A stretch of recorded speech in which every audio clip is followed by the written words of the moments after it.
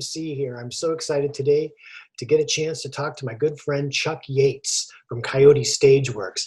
I sat down with Chuck about 2 years ago, and we had a wonderful KMC chat about his life. And we've always talked about doing another one. Let's get an update. And so please sit back, relax, and enjoy my conversation with my friend Chuck Yates. There he is, Mr. Hello Yates. there. How are you, darling? I'm doing well. How about you? I'm okay. Do you have a drink? Do you have something? I have water right now because it's a busy day. Okay, I have water too, and a little something. So I know. I forgot we were supposed to have a little something, but just as long as we have something, because yeah, sipping. Last time we had delicious Cosmos or martinis. I remember we were at. We were at 849. I think I had white wine at 849. Oh, did you? Yeah. Oh, I'm sorry. Maybe it was just me who was lushing it up. You had a Cosmo. I think I had a meeting after that meeting, so I was being good. But I had a white wine. Good memory. So how are you doing? I'm here. I'm doing the quarantine social distancing crap, but how's that going for you? What do you do? What's your day like? Well, I spend a lot of time trying to figure out when theater is going to be a thing again, and what we can do and that sort of thing. But I spend a lot of time, you know what I do? A lot of time on FaceTime talking to friends. I've talked to a lot of friends that I haven't talked to in a long time just because everybody's busy, but we've been catching up and staying social that way. I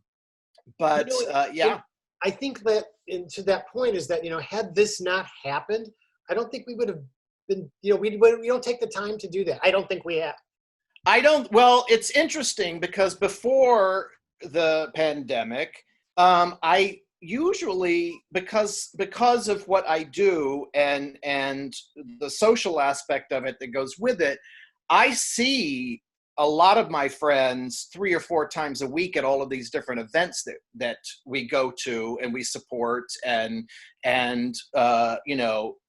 so that's been a very interesting thing. I'm single, so I don't really ever think about being single because I'm very social in my job and with my friends and in the community.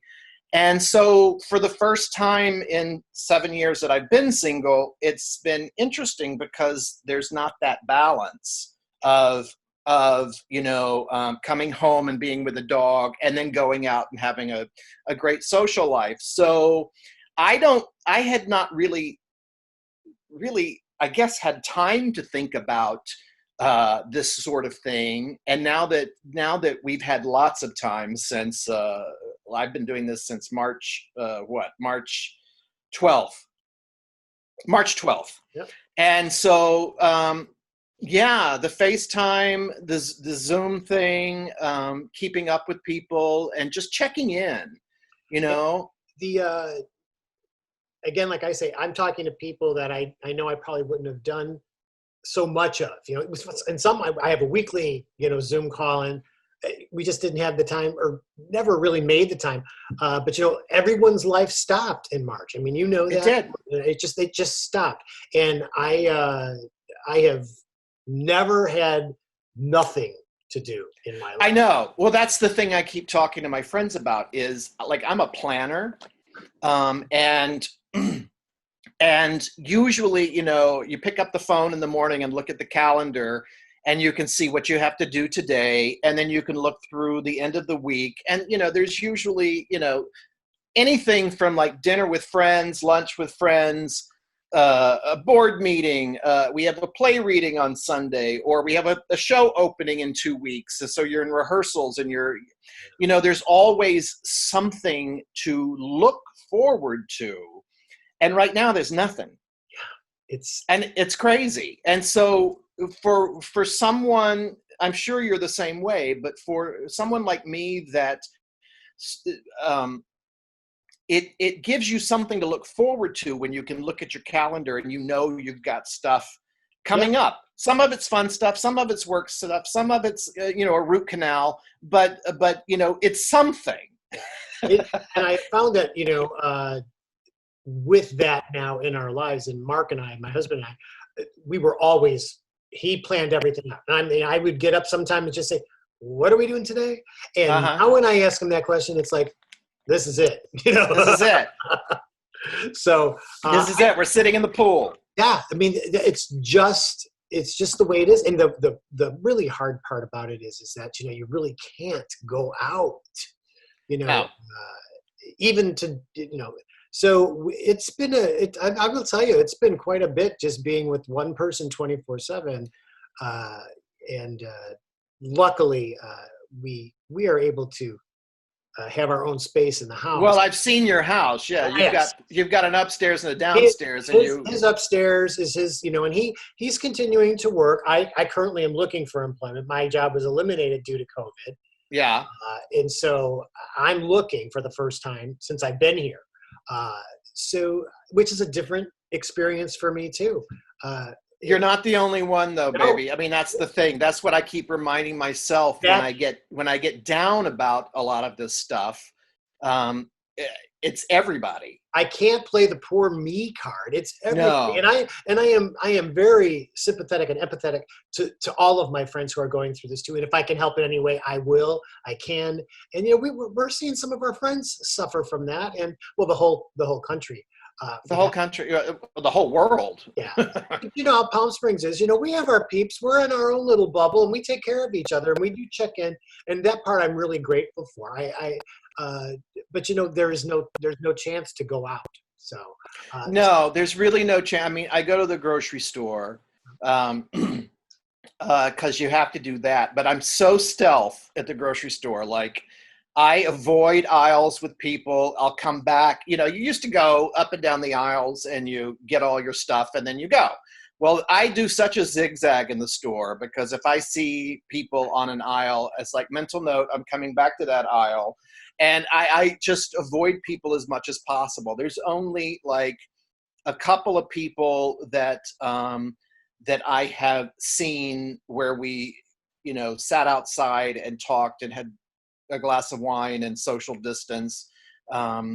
Just a few, but I know that they're as crazy about this as I am. So, I don't think about it too much. Well, and right now it's getting so hot, you don't even want to be outside. You don't even want to be outside. Now, like you said, it's pool time only. It's the only time I'm going out. And when I go to the grocery store, it's my only form of exercise is walking up and down the aisle. Yeah. And walking the dog. Yeah. Well, that's good. It's so hot. My dog's just. No, we walk in the morning and then we walk at night. Where's Stritchy right now? What do you got? I think Stritchy is over in the corner where it's cool. She'll get interested in me talking and not hearing because I have earphones in, so she's not going to hear the other end. So at any moment, I'm expecting her to come introduce herself. I love it. So what are you doing for food? Are you cooking yourself all the time?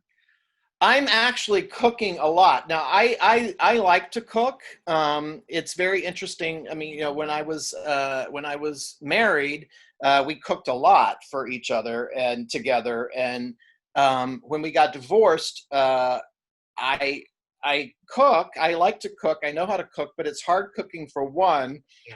But again, going back to what we were saying earlier, I was out having dinner or something like 4 or 5 times a week. So, because I have friends who own restaurants and they're like, come have dinner with us. I have, and so I did a lot of that stuff. And then, all of those galas and things that we go to where, there's dinner. And so like, I don't have to think about cooking very much. This is the first time in probably about 7 years that like, oh my gosh, I'm cooking a lot. And I realized I'm cooking a lot when it hit me one time. I got to go buy more dishwashing tablets because I'm running the dishwasher every night, which I normally don't do. And so I was like, I had a big tub of dishwashing tablets and I looked and I was like, oh my God, there's 4 left. Well, because you're running the dishwasher every night. Yeah. Sometimes twice a day because depending on, what you're cooking. But Yeah, so I'm cooking a lot. I was very, very, very fortunate that one of my friends, or actually there are a couple, two of my friends um, who support Coyote Stageworks and love me, fortunately, gave me a huge gift certificate to Lulu's. So I pick up from Lulu's about once a week because, I've got this credit there. And that's the only sort of restaurant food I've had since March. And so I space it out like once a week. But, in all of this, because of what we're going through, I've cut everything to the bone. So, Yeah. so that's like a little added bonus for me, thanks to my friends who wanted to support Jerry when he opened up the takeout part, and also wanted to support me, that I have that. So that's nice. I had a little dinner from Lulu last night, and I have to look. I don't know how much more is left on Oh. this credit, but I will say it's been very helpful and very nice to be able to do that. And because like I said, we've cut everything back to the bone here, just till we get some definition as to how long this is going to go on. And so I'm just trying not to spend money because I don't know. We all don't. I mean, I know. I'm a saver. I'm just doing that a lot. I'm trying to save as much as possible, and I try to plug my friends and their restaurants on my Facebook page. Yep. And so here we are. But yes, that's a very long answer to yes, I'm cooking. It's about survival. So I'm curious how my friends are surviving, and think that's great. You and I were directing shows at the same time. At the same time, and they were going to open at the same time. At the same time. When it all went down. When it all went down. So for you, though, I mean, this was Coyote's, what number 11th. Of performance in the space? Was it your second or third? It was the second production in the new space. Tell me what went through your mind during all of that, and you guys have really done a lot to get to where you are. It was very it was very interesting, and in fact, we were supposed to open on Friday the 13th, March 13th. I think you were opening the same day, right? Yep.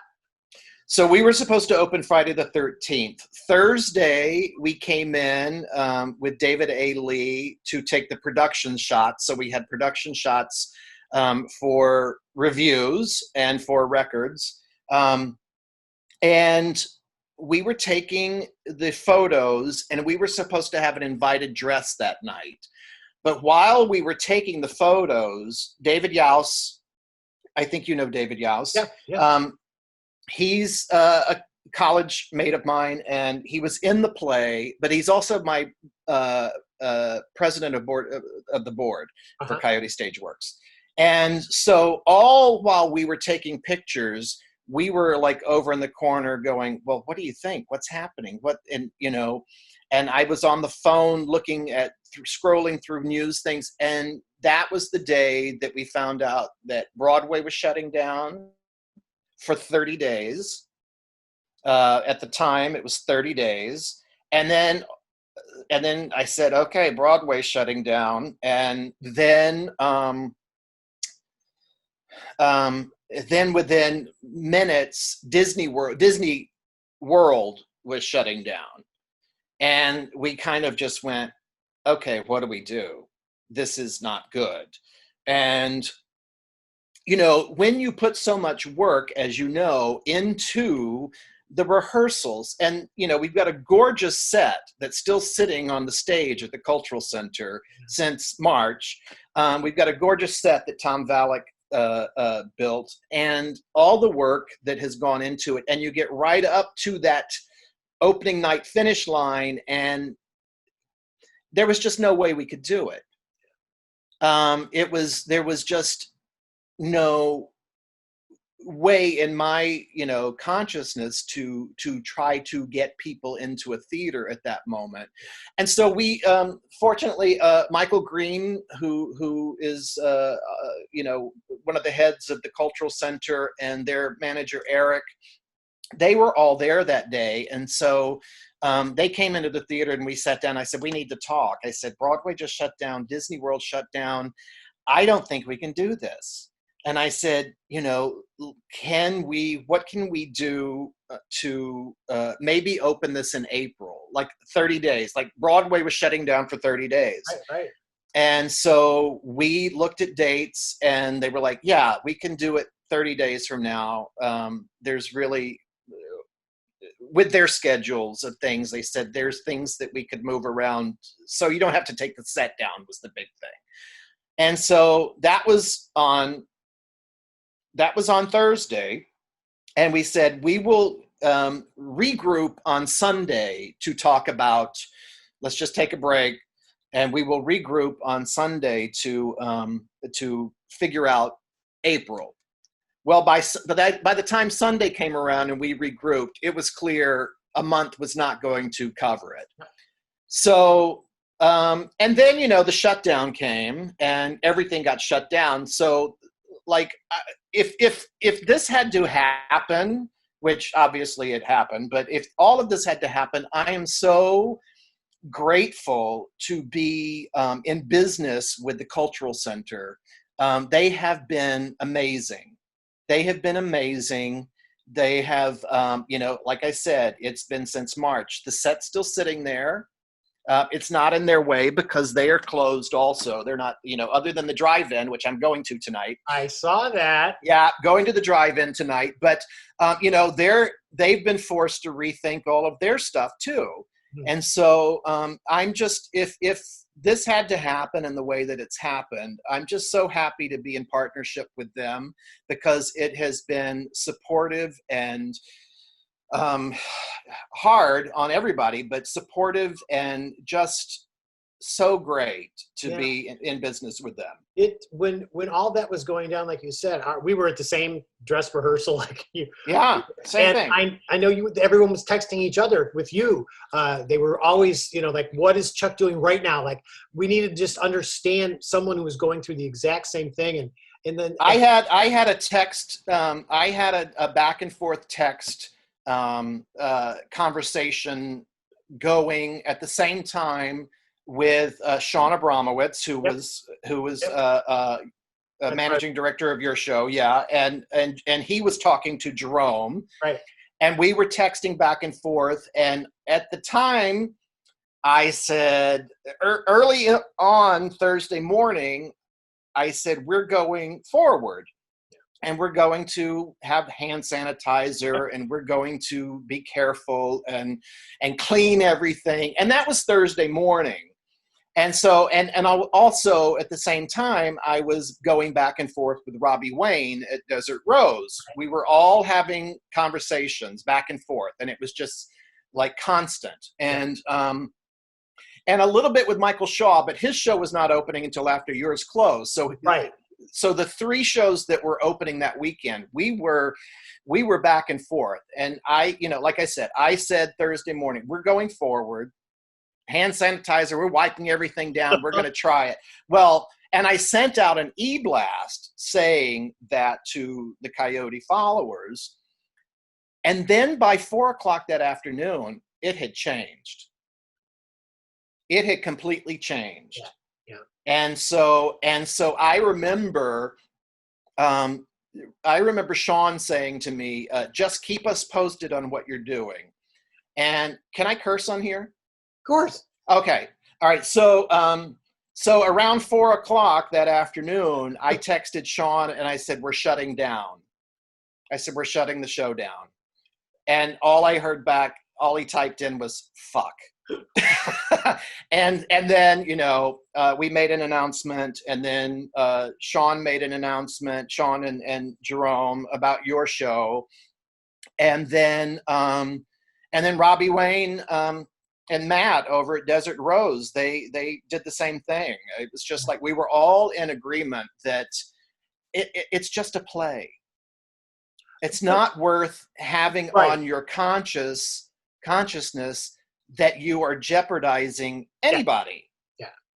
You know? But like you said, we were all right up to the finish line almost. Right up to the finish line and holding such high hopes that it was going to happen. And we were praying then, maybe if we just get one performance in, it really just changed. Everything was tainted that day. It was. And fortunately, it's like I wait, I'm losing my words, but because it was so hard, because you have so much, each company has so much riding on each production. Exactly. None of us really have deep pockets. And so to get that close, and then I feel like we all made the right decision. Of course. I mean, in my mind, there was no other decision to make. It was like, nope, let's stop. Yeah. And then there was, the fact that you've sold all these tickets, and then you have, there were a lot of people, and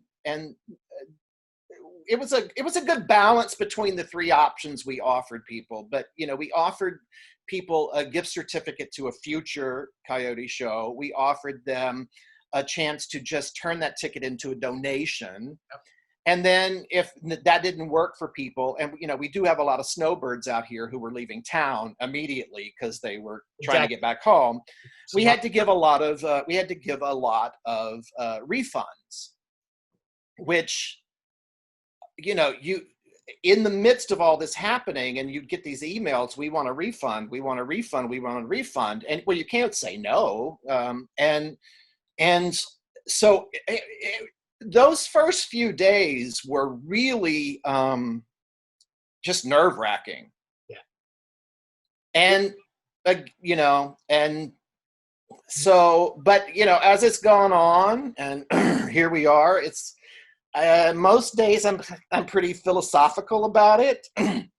Some days I go completely nuts, but here we are.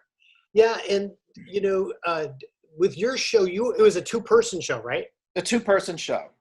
So I mean, I'm assuming they were both on board with what your decision was, or? Oh, absolutely. Yeah. Well, I mean, like I said, David Yates was in the show, but he's also my board president, and we talk all the time. We talk almost every day, but especially while we were in rehearsals. But there was actually nobody questioned us in terms of anybody involved with the organization of Coyote Stageworks. It was just very clear by 4:00 on Thursday the 12th that this had to happen. Yeah, I had a larger cast than that. Not much, but so it was very emotional, because some were like, I think we want to try this, and some are just like, I'm not comfortable doing this with an audience. I'm not comfortable being close to each other on stage at this point. A lot of my stuff was very close and personal and touching and stuff, and they were just like, we probably shouldn't be doing this. And so as difficult as that decision was, hopefully my show will be picked up next season sometime. Well, the old theater adage is that the show must go on. I mean, and in all of my years of doing this, the show goes on. Weird things happen in a show. Weird things happen, and the show goes on. I mean, we had when David Yates and I did Daniel's Husband over at Desert Performs, we had Beautiful. Oh, thank you. Beautiful. It was a wonderful experience. Oh. But we had a person in the audience keel over in the middle of a scene, an audience member, and we had to stop the show. I did not. Yeah, this was, I forget which night it was. It was toward the end of the run.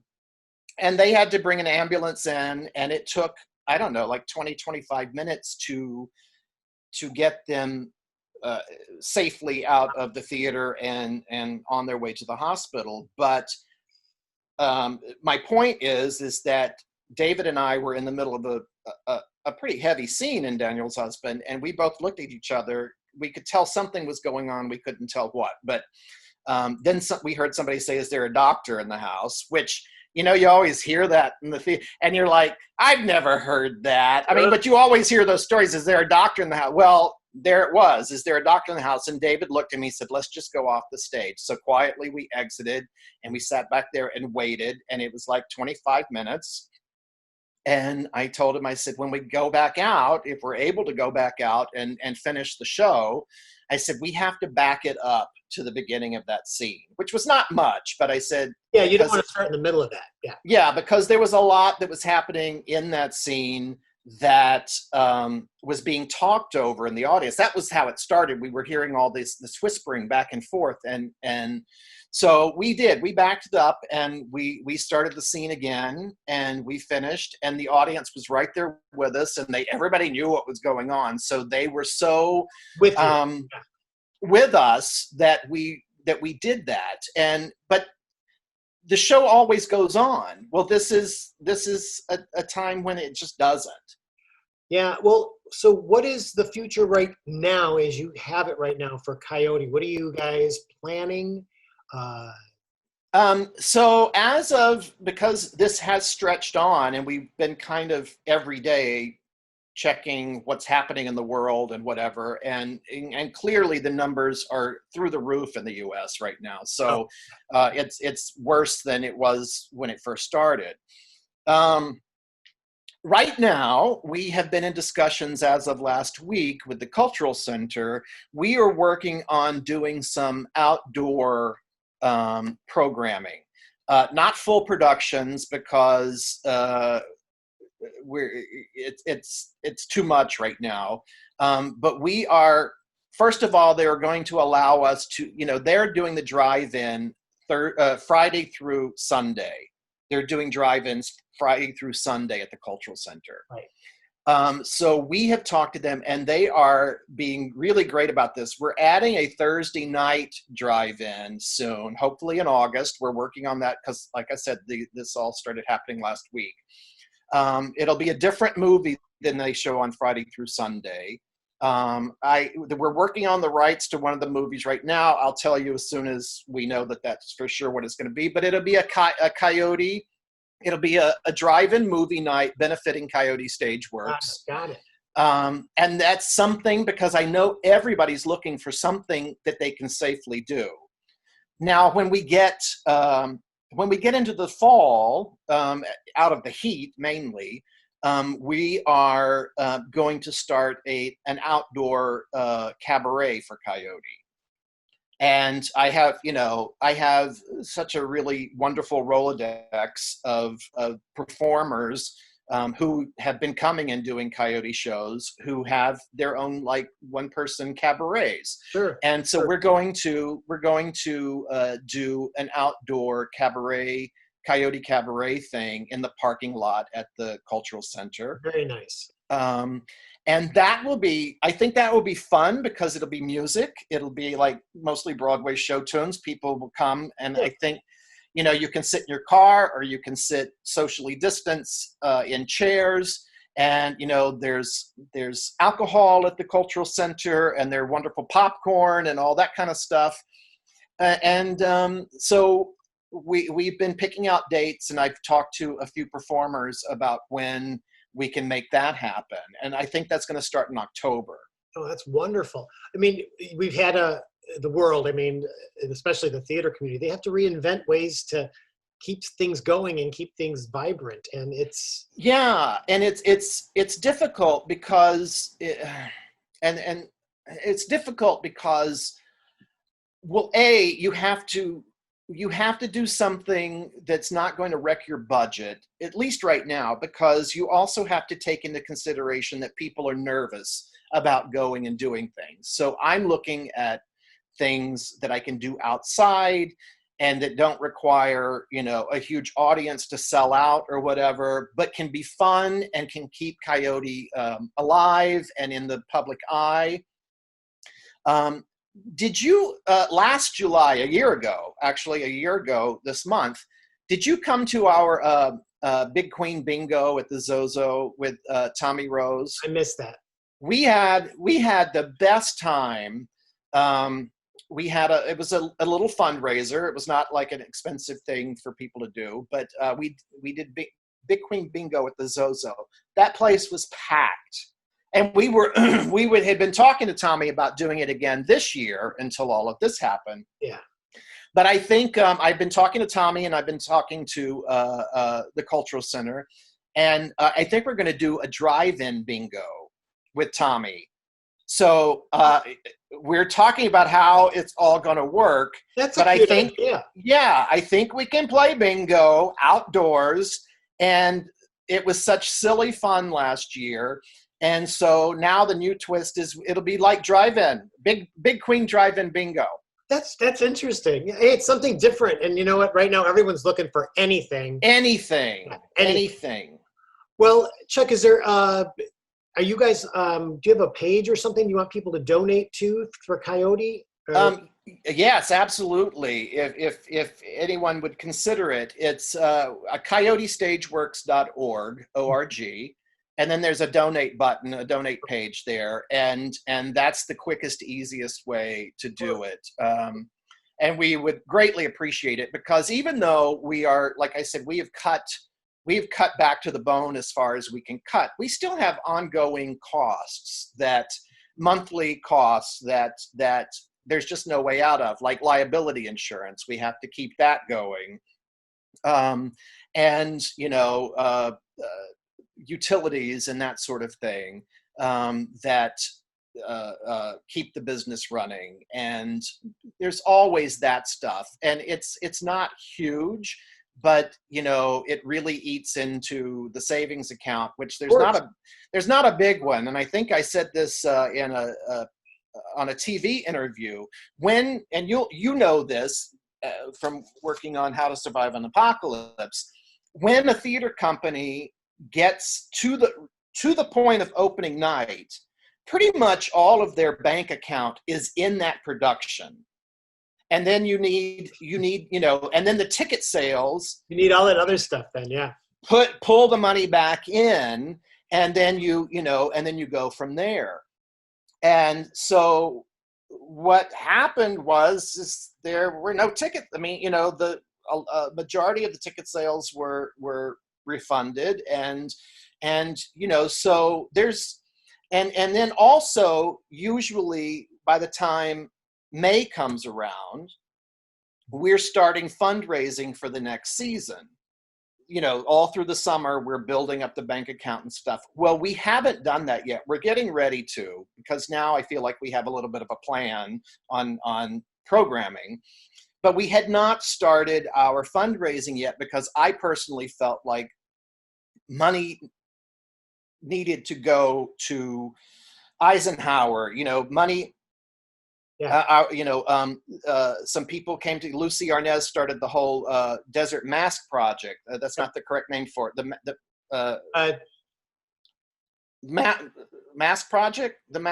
Whatever the exact name is. I mean, Lucy got that all started with John Monahan and Jeremy Hobbs and Frank Cazares. And I felt like there were like emergency things that needed to happen. And now I kind of feel like, well, A, we need to just to have some money coming in, but also B, I feel like, people are starting to look and want to make sure that their favorite theater companies are going to be around. Yeah. But we just didn't immediately start fundraising because I felt that was important, that money go to places. DAP was having their COVID clinics and stuff, and it was like, yeah, that's life or death stuff. Right. And it's totally understandable, but this is your bread and butter to begin with. This is your life. This is not only my bread and butter, but this is my baby. I created this from scratch with the help of a lot of people, but this was my brainchild. And well, I wish you nothing but luck with it in the future. And I'm a big supporter, and I think everyone should be. Go out there and make a donation when you can. And it's so fortunate you are in the Cultural Center. I'm very jealous. Very I love the cultural center. I mean, we did a lot of work. I will tell you, there was a lot of work that went into it, and it's not done yet. We just right, got it, right, right. and by we, I mean I should really add that Ann Sheffer and Bill Scheffler and John Monahan and the cultural center itself, they all came together and put up a lot of dollars to make a lot of things happen so we could do our first show there in January. Yeah. Because, you know, when we first looked at it, it was just a movie theater. There was a little tiny stage where we've been doing the play readings. Yeah. Oh, that's another thing I want to say in a second. But, you know, we built out a stage and they blew through a wall to a storage room in the back where we have dressing rooms now. Finally. And Mhm. yeah, so there was a lot done. And so really Ann and Bill and John Monahan and Michael Green, I mean, so it's really a shame that we only got to do one show there so far, you Which is know? wonderful, wonderful. If people didn't get to see it, it was, Oh, A Doll's House Part Two. Yeah. it was great. And what was great was when you first walked into that theater, if you've only been there to see a movie, you walked in suddenly, you went, oh yes, okay, there's a set. There is like, it was a big set. And Yeah. and actually the Velocity set's even more intricate than that. And so we'll get back to it. Another thing I was going to tell you just before, I know I see you're trying to get me off. You're trying to, you're trying to end it. And But another thing that we're looking to do is restart our play reading series, the Barbara Keller play reading which I series, love. the play dates. Yes, which we're gonna start those up outside when it gets cooler too, because those are one of my favorite things that we do because it's free. It's free to the community. It's free. And you get to come hear a wonderful play being read by really good actors, and we've had some amazing things happen with that. And then, you know, several of the plays, or at least three of them, two and a half, started off as readings, and then we did them as full productions. Yeah. The Understudy started off that way, and then A Doll's House Part Two was a reading first. And Velocity of Autumn, we actually did a reading of the Velocity of Autumn like 3 years ago. Was the understudy a play in the play series? Date? Yeah. Yes. The Understudy started off as a play reading that we did in May, and then the following November we did it as a full production because I liked the people. It was all the same people from the reading. all the same people. Yeah. All good. Brilliant. Brilliant. Brilliant. Brilliant. Yep, we had a couple of cast changes due to scheduling for the Doll's House Part Two. We had 2 people who had done the reading and then 2 new people because of schedules. But yeah, because it was we did a Doll's House Part Two reading in, I want to say, June of last year, and then did the full production in January. So yeah. Well, it was brilliant. I mean, again, really good stuff coming out of Coyote. You guys really put your all your talents together. And what's going on with MTU? MTU, well, I finished out the MTU school season teaching on Zoom like this with my students. It was very interesting. It's very interesting to teach an acting class on Zoom, but you know, it's what we had to work with. And so just to keep the kids engaged, and I miss the kids when I don't see them. Yeah. I miss doing it. It's a really wonderful program, and I've been teaching there for 6 years now, I think. And so that ended, and then we did a Broadway summer camp, which a lot of my MTU students were in, but also that was just open to students from the Palm Springs Unified School District. So I did that for 2 weeks in June. And then that's it. So we're waiting. I'm assuming that when we start back, depending on when we start back at MTU, I'm assuming a lot of it's going to be online at first until it's safe for us to be in the same room.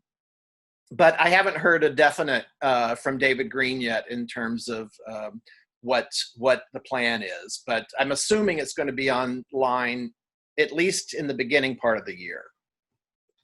I can't imagine, being a kid like that and having that all taken away from you, and school for that matter. I mean, they don't know what I know. I know. I'm sure that there are some kids that they were happy about it at first, but then what do you do? Well, your whole social life's gone. I worry about day-to-day life. I mean, it's like, what am I doing today? I'm grateful that I'm keeping myself busy in some ways. Yeah. But it's what we live in right now, and like we said earlier, I'm no different than everybody else out there. So no, we're all going through it. We're all going through it in one way or another. In some ways, I feel like it's even for the people who are able to continue working, depending on what those jobs are. I mean, that's even scarier to me. It is. Than I think you sit here sometimes. And you get depressed or whatever, and you just think about, oh, woe is me, which, it's natural. You have those moments. And then you go, I'm sorry, there are doctors and nurses out there who are putting their lives on the line. They're still working, but, it is a very scary situation. So you can't do a play right now. You just need to sit down and shut up. And that's the way I talk to myself. So she's like, you just need to get over it. You will figure it out. And that's the way it goes. But there are people who are doing the Lord's work, for lack of, and that's, we need to be thinking about them right now. We need to be thinking and doing what we can possibly do, not to have to go to a hospital right now. Exactly. I don't even want to go to a doctor's appointment. They're like, oh, I don't even want to go to the drugstore. I know what you mean. Yeah. Honey, thank you so much this has been delightful, again, as usual. You are my first repeat. How about that? Oh, like a cucumber. But I really am grateful for your friendship and for everything you do in our community. And please know, I support you. I want everyone to go out there and really, if you don't know Coyote Stageworks, get in there and do it. You can find it through the Cultural Center or their website that Chuck told you about. And coyotestageworks.org. And I will make sure, I'm going to try and get that at the bottom of the screen somehow for you when we show this. Perfect. I appreciate it. And listen, Keith, I want to thank you and all the work that you do just in the community and everything. And, I told you 2 years ago when we did the first one, I said, I'll come back anytime you want. Well, here it is, 2 years later. We may do a weekly one now, Chuck. I mean, I'm happy to come on. We can talk about anything. Right. We can, I have a pretty broad spectrum of things that I can go on and on and on about. So, whatever. This is fun. So first of all, it just feels like you and I sitting here talking. And then second of all, if we say anything interesting that people, find interesting, and well, good. That's what I say. It's just me talking to my friends. I love it. If you like it, great. I do it all the time. Exactly. So, I do want to add one thing before we go. Yes. Whoever, I know that all of the theater companies out in the desert have people who kind of go to all of the shows, or most of them. Whoever your favorite theater company is, or maybe you have several, everyone needs your help right now.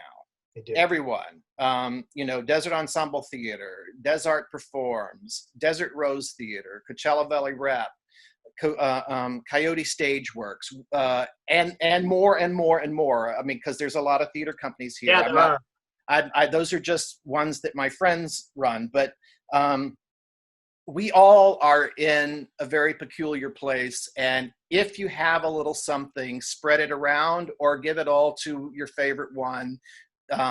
It will be most appreciated right now. That's wonderful. I can't agree more with what you just said there.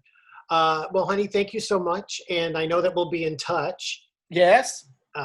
So everyone, say bye to Chuck. Bye. Love to your husband too. Thanks, sweetie. Bye. Bye.